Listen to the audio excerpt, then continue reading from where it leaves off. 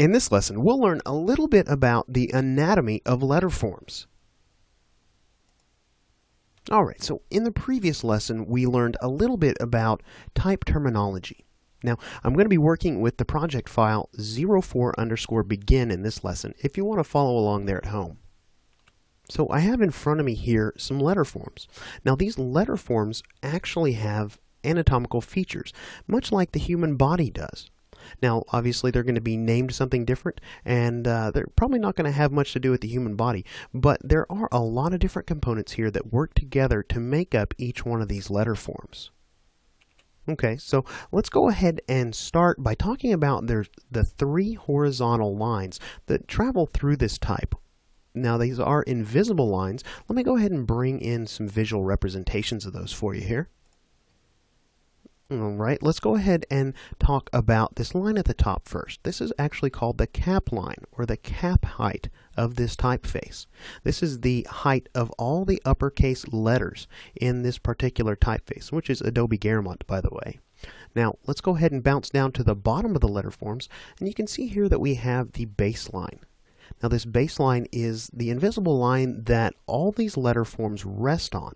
Now, I know that several of these letter forms have pieces that actually extend below the baseline. We'll talk about those here in just a moment.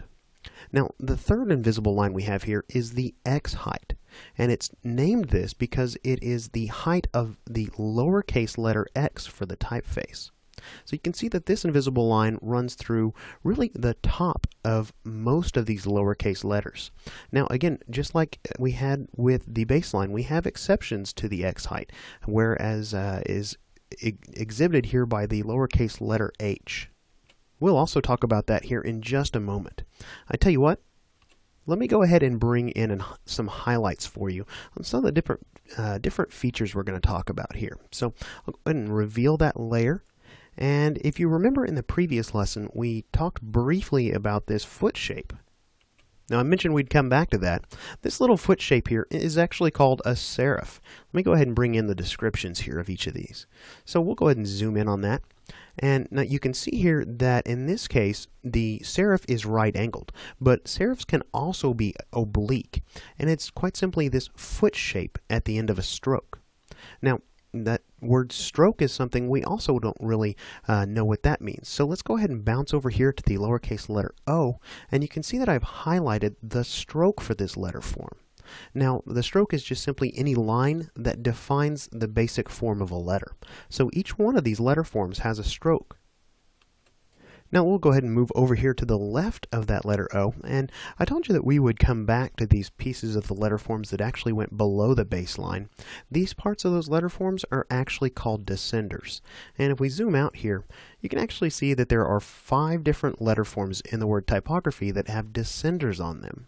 Now, it's real easy to remember this next term if you know what a descender is, because the parts of these letter forms that go above the X height for this typeface are called ascenders.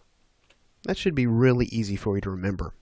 And we've got next the counter. Now, you can see that it's highlighted here on the letter P, and this is an example of a letter form that has an enclosed counter. But counters don't have to be enclosed. They can either be partially enclosed or completely enclosed. Example of a partially enclosed counter would be, say for example, on the letter C. Okay, so really this is only a sample of the different anatomical features of each one of these letter forms. There's really so much more here, but this is about all we're going to talk about in this lesson. But let's go ahead and shift our attention back over here to this serif. Now, this serif may look familiar to you from the last lesson where we looked at some type classifications.